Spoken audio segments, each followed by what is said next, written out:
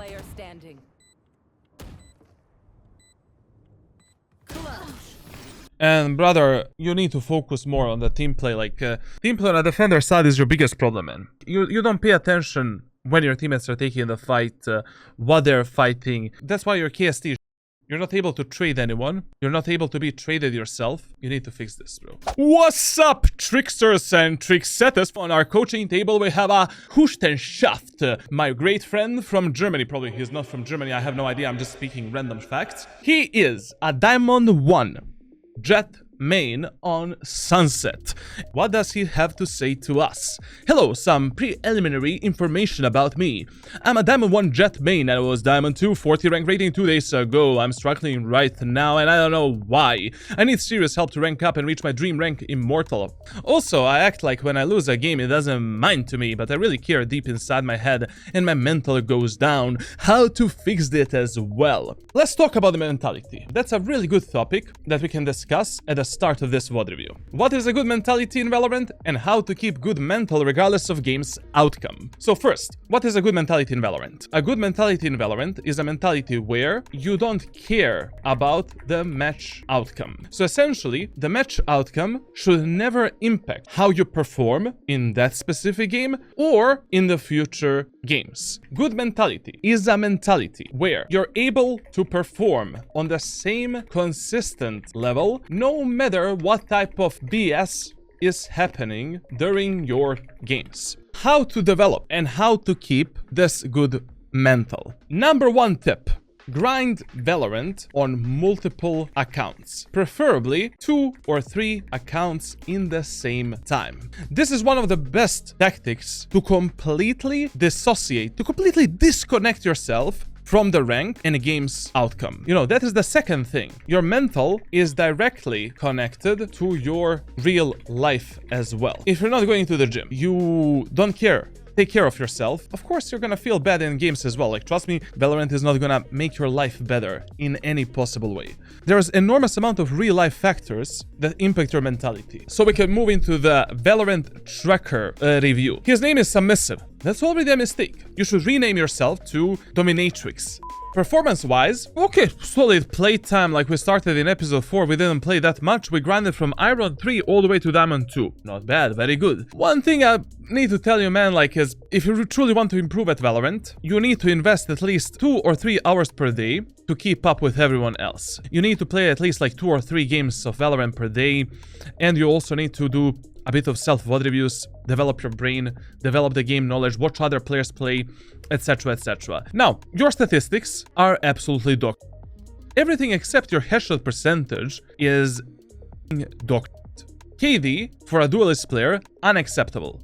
ADR for a duelist player, unacceptable. And this is the biggest fucking problem. Weaponry. Oh, this is horrible, man. Your impact in semi-rounds and eco rounds is abominable. Do you know why you have such a low impact in semis and eco? Because Sheriff is your main weapon 100%. You just force a Sheriff in eco and semi rounds and you're like, yeah, sure, you know, I'm gonna one-tap everyone. Especially if you want a main Jett. You need to become the John Wick of Valorant. Up here, in the top 7 weapons, should be Vandal, Classic Pistol, Sheriff, Stinger, Operator, Outlaw, Shorty.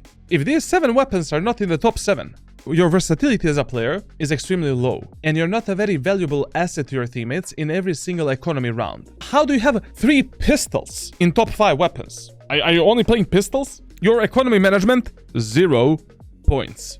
Now, before we dive into this VOD review, let me tell you about an amazing software called Valorant Tracker by TRN, which you can download for free by using my link from the description. This application allows you to analyze yourself and to always understand on which fields you can improve as a solo queue player. And in my private coaching sessions, this is the first thing that I analyze for my students. This software is also extremely useful to analyze your teammates and enemies during your live games, because already at the start, based on these statistics, you can instantly see which players are the weakness of yours or enemy team, which can increase your chances of winning if you use this data in the smart way. But beside all of that, Valorant Tracker also has integrated agent guides and lineups that can be extremely useful for players that are learning new characters, or that simply want to increase their game knowledge while they're actually playing the game. For an example, if you're playing Raze on Icebox and you have no idea how to use her utility on that map, in between rounds you can simply click on guides, find Raze, select the map that you're playing, and voila! You have some short guide and lineups that you can implement on both attackers and defender side in real time, while majority of these guys have my coaching seal of approval. Even though this video is sponsored by Valorant Tracker, which I highly appreciate and it will help me a lot if you use my link from the description to download the app for free, I truly believe that this software can give you an advantage in your solo queue games and help you to improve faster. Let's explain how to play Sunset on a defender side. Rule number 1. Sunset is a fast rotation map. So basically on this map, B site and A site control don't matter to you at all. Everything is about punishing the enemies, preserving the numbers, making sure that you're playing a proper re-frag game with your allies, and market control and top mid control are extremely important. If you lose the information here and information here, the round becomes 10 times harder. That's why you should prioritize these two positions over the bomb sites at any moment of time. And when you're playing A site, elbow control is far more important than the short control. Now, your default bomb site on this map is the B site. What does that mean for you? B site is the site that you prioritize defending when you have no idea where the enemies are gonna go next. And the B site is a bit easier for the post plant and push in general because it's a lot cleaner, especially if you don't have a cipher in your team or enemies don't have a cipher. Rule number 3. You need to play a semi-aggressive playstyle when you're on a defender side. Like, you need to fight aggressively, either for the B main control or A main control with your teammates. You cannot give all of this space, mid, A main and B main, to the enemies and just tuck yourself into the bomb sites and hope to win the round. With all of this information, what do you do in the first round? You always start in the market. What I recommend you to do is the following. Start in the market, close the doors immediately, and focus on defending the B set and B main. If the enemies are going A, do a fast rotation through the CT or through the top mid and essentially help your teammates. B set is far more important for you in the first round than A site. Now, what should you buy with the Jett? To be honest, you can buy whatever you want. Like, what I prefer doing is like buying a classy pistol, light shield, 2 smokes. Sometimes I love to play a classy pistol shorty strategy. Right here. Ghost with a smoke is also fine. And Sheriff is also fine. You can just force a Sheriff if that's what you like to do. You know, all of these buy options are fine depending on what is your playstyle. I personally believe that classic and 2 smokes is the best option right now because it's so easy to close the gap with their Jett. It's so easy to triple shot the enemies and just delete them. If the enemies are pushing A, anyways, one of your teammates is gonna die. You're gonna pick up their, ghost or Sheriff from the ground, and you're gonna have a ghost with a light shield, and the story goes on. Now, let's see what he's gonna do in the first round. What's up, tricksters? My name is Charlatan. I'm an all-time Radiant player since closed beta and the #1 most experienced Valorant coach. If you enjoy this type of content, don't forget to leave a like, subscribe, and hit the bell icon. If you're interested in coaching yourself, be sure to join my official Discord over at discord.gg/charlatan. Some of the coaches and pro players that you're watching today were actually the students of Papito. Other than that, enjoy in this one, baby. And we're having an instant mistake. He's playing A site. He's playing A site and they don't even have a cipher on B. And they're not even closing the doors in the first round. Oh, yeah. This is not gonna be fun, man. This ain't gonna be fun. Oh, he's using my crosshair. Oh, yeah. And they are pushing B. Also, I need to share one more tip with you. Based on my analytical data, 70% of times, in the first round on Sunset, enemies are gonna hit you either on mid or B. And that's why you should start at market. Especially if you don't have a cipher. They're definitely gonna go B. Like, there's no fucking way they go A. Done. And also, I have, like, my dude just wasted the dash ability to rotate. What the fuck? Never, no, don't do that. We need this dash ability, bro. And imagine if he purchased the classic with a light shield and 2 smokes. He would have 2 smokes, light shield, and Sheriff. But trust me, like, in the first round, on 90% of maps with Jett, you should just go classic light shield and shorty or classic light shield and utility. Like, there's always gonna be some mentally retarded teammate that's gonna die. You're gonna pick up their guns and, you know, you have a... You're a juggernaut in the first round. Okay, he doesn't have an idea. Minimap awareness is very low as well. Okay, listen. Ask yourself, which gun am I using right now and what are the enemies doing? So basically we're using the sheriff. We want to play a long-range fight. You're pushing to the site right now is okay. Why? Because we have a deadlock wall and enemies are trying to destroy the deadlock wall. But how we pick the enemies right now is gonna be crucial. Okay, that was not bad. Even though I would much rather prefer if you actually jump spotted the enemies and then went for a fight. Number one mechanic that players in Valorant are not implementing enough is jump spotting. Bro, if I have no idea where the fuck enemies can be here, it's 10 times better to jump spot. Aha, Cypher is there, plays a crosshair in the wall, bam. Peeker's advantage, maximum. Crosshair placement, perfect. Bam. Easy kill. Enemies know your location. You know that one enemy is behind you. Bro, this wall is spammable. You have a sheriff. Guys, listen. Walls in Valorant are literally built out of paper. Literally. Like, you can spam them with almost any gun, and they're spammable extremely deep. Like, basically, this wall, you can spam all the way here and still kill an enemy that is planting the spike there. This is a bad game decision. Spike planted. Oh. But one guy must be market. One, like, your game awareness is very low, man. Very, very low.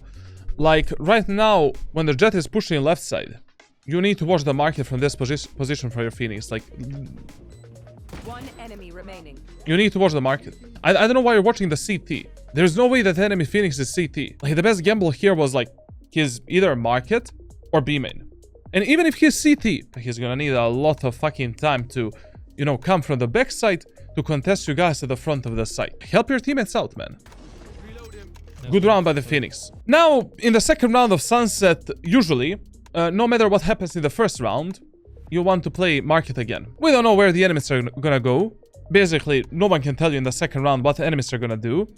And the best bet is to play market. And what I love to do with Jett, I just force up the Outlaw with the Light Shield.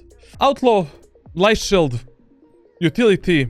If you save some kind of a pistol from the first round, that's it. Like, Outlaw is the best anti-eco weapon for the second round right now. You need to master him and you need to use this weapon.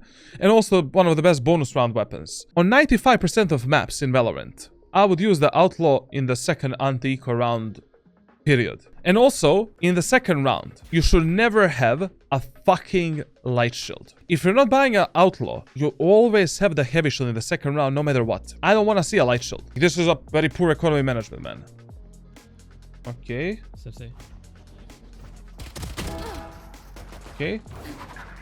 Okay. Respect.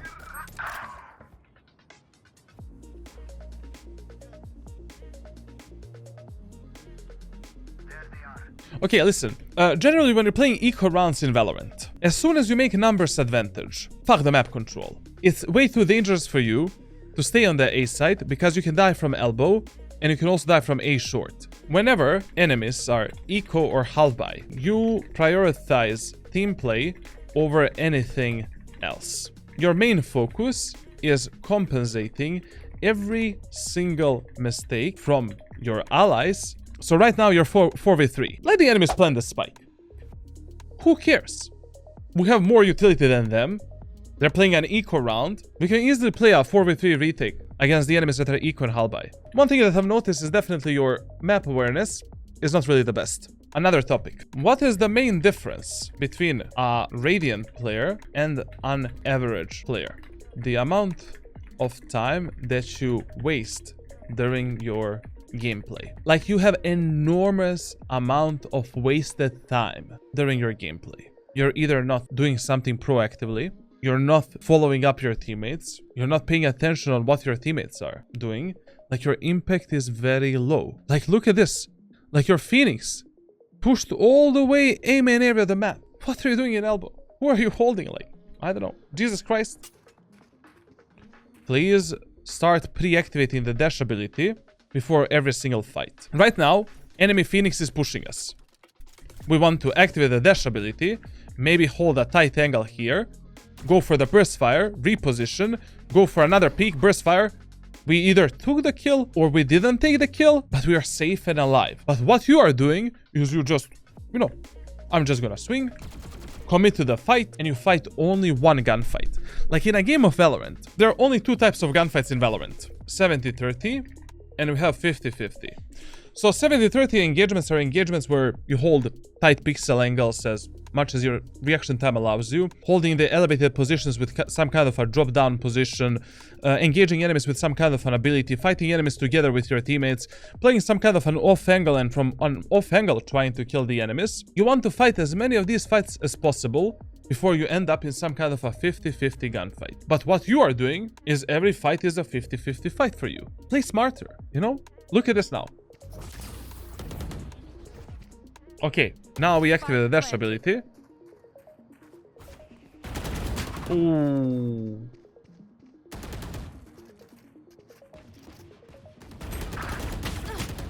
Last player standing. Bro, for a player that has like a 49% headshot ratio, what the fuck, literally. So here, especially when you have a dash ability with Jett, and you know approximate location of an enemy, I usually recommend you, instead of jiggle peeking the angles, go for a bit wider swing and abuse the peeker's advantage in this game. Now, in this last round, we really don't know what enemies are gonna do. But once again, I would just start at the top mid because I don't trust my Omen and Sova at all. Like, generally speaking, you know, in Diamond Ascendant and Low Immortal lobbies, your priority number one in Diamond Ascendant and Low Immortal lobbies is compensating every single mistake of your allies. You need to act as a babysitter. Like, that should be your number one focus. Number two focus is punishing repetitive plays from enemies. Like, in these lobbies, players are extremely repetitive. They love to repeat the same peaks, same pattern of pushing, same playstyle, same strategies and tactics. In the first 4 rounds, you can already decide for yourself what type of a playstyle enemies are using. And very, very rarely, you're gonna see that in these lobbies, enemies are gonna do something different from their regular playstyle, regular patterns, etc, etc. Yes, there is a chance that enemies are gonna go A, but enemies killed our Omen so many times on mid that, I don't know, man, like literally, I don't trust him at all, bro.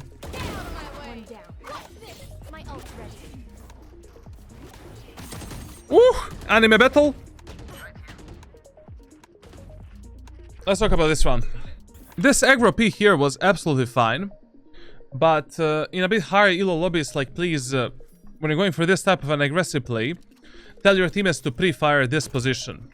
On that position, enemy Cypher should always have the camera, and that position needs to be pre-fired every round.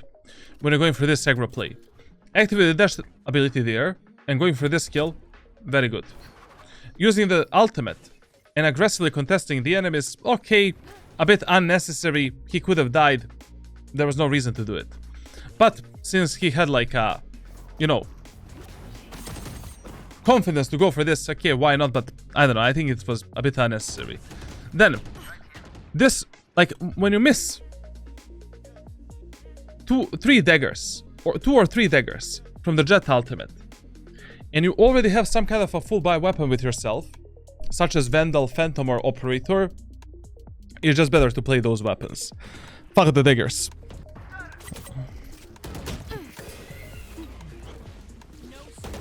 This repositioning towards Omen was absolutely fine, you know. Nothing to shit about. No, chill.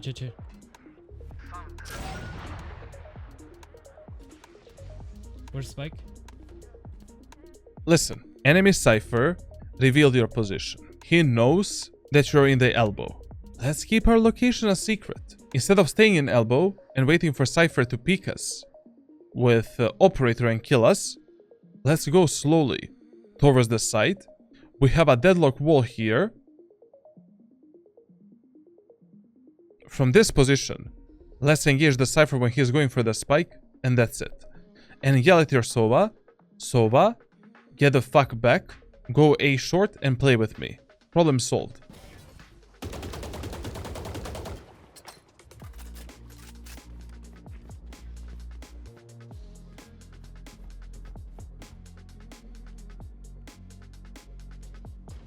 Very, very good play by the Sova. Very good play by the Sova. I like it a lot. Now we can play 30 together. seconds left. Can we play together? Sova, wait for us. Oh, he could have been market. Or they're just gonna do it. Last player standing.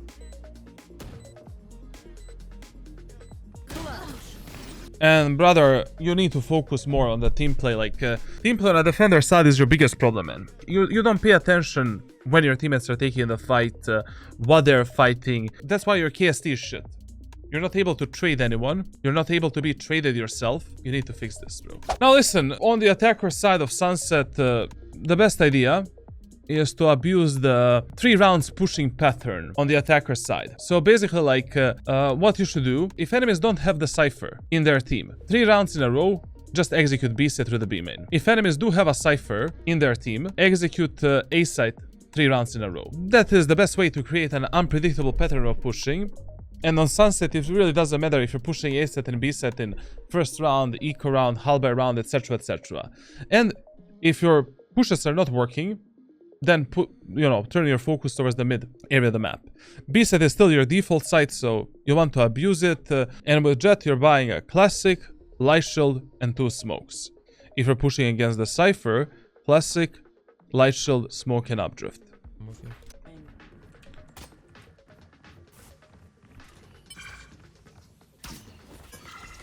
Yeah, Cypher is here. And please, if you don't have a Cypher camera right here to reveal the enemies in the B main, and you don't have any recon utility for the B main area of the map, always jump spot this angle and clear this position, this off angle, and this position carefully. Like, these 2 spots need to be cleared. Mandatory.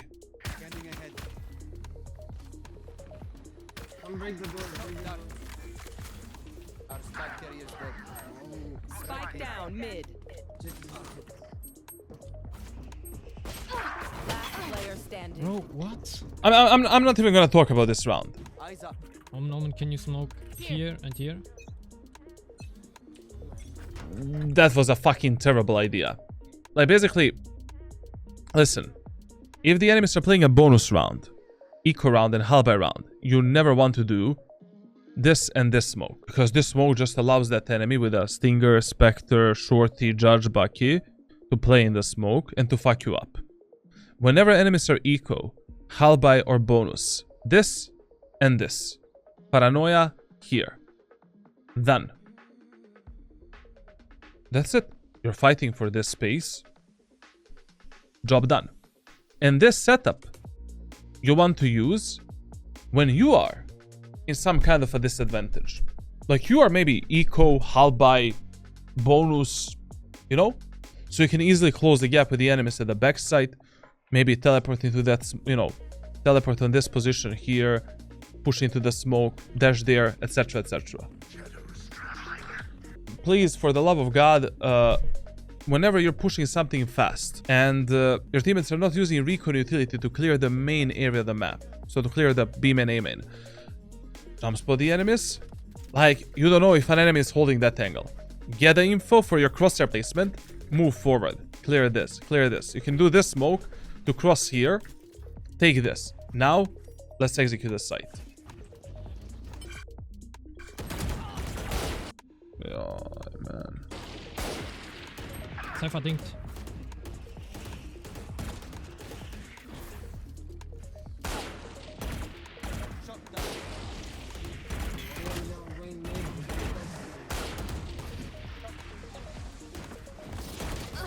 Bro. Cypher dinked.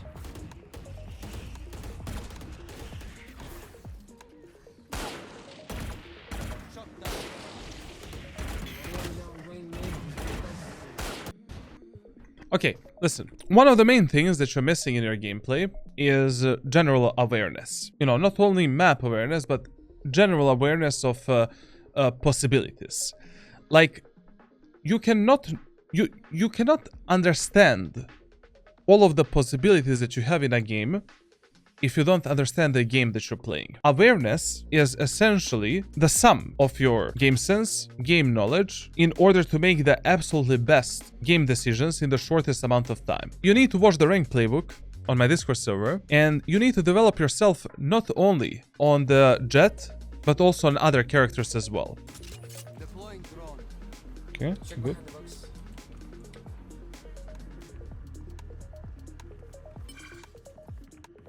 This is actually really good what they're doing right now. This might work. The position that Omen has is a crucial position in this round. Omen needs to take the kills. I don't know, we'll see how this round actually pans out.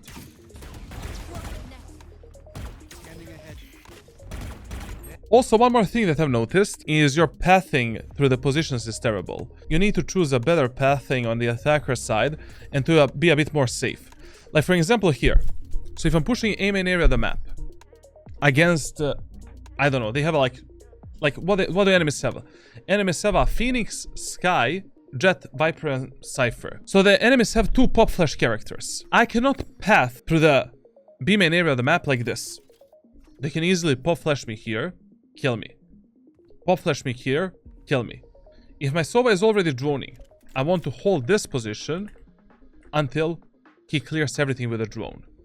If they destroy the drone before that is cleared, I need to use a smoke here as a cover and basically from this position contest the enemies behind the box. You need to be a bit more safe and be aware of all of these possibilities in your gameplay. If I'm playing against pop flash character, I always expect that pop flash character is going to play a bit more aggro towards the main positions. Because it's so easy to, you know, go for the flash, take a kill, get the fuck out, that's it.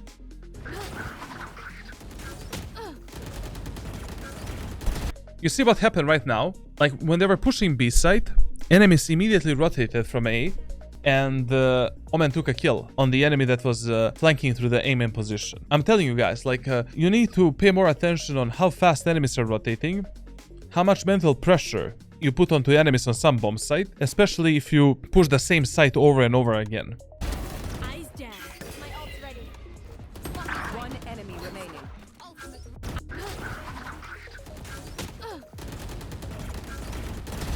Eyes down. My ult's ready. One enemy remaining. Scanning ahead. Come on, let's go. Grounded. Okay, I don't know what to tell you about this. This Jett player is interesting. I mean, I guess right now we are faking A, going B. I mean, if you notice that enemies are, you know, during these fakes, rotating fast and pushing you from behind, sure, you know, why not? I don't know what the fuck enemy Jett used the dash to push here. Deploying drone.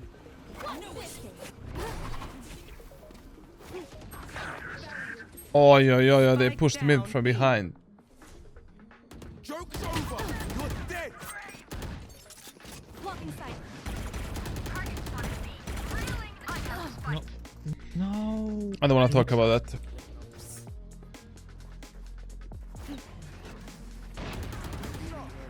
Blocking sight. Our spike carrier is No killed. way.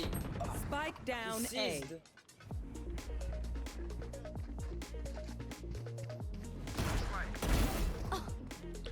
Okay, I'm just gonna give you one very quick tip when it comes to this round. When you're pushing on A site, elbow control is 50% times more important than pushing through the short. You will see me 90% of times. When I'm executing A set of sunset, I always go through the elbow. Once you take the elbow, execute a face set is like 2 times easier. I usually let my teammates go through short, and if I notice that my teammates need my help in the short area of the map, then I'm gonna help them, of course. Okay. Smoke it, Omen.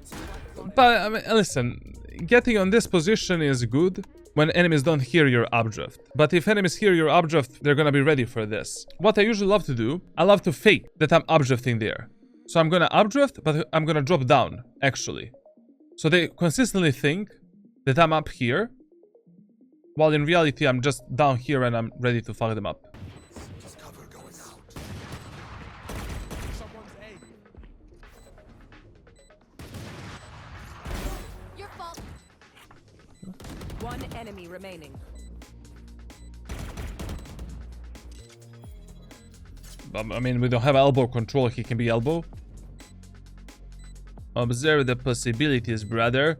What? Yep, sir. A bit late, but okay, in time.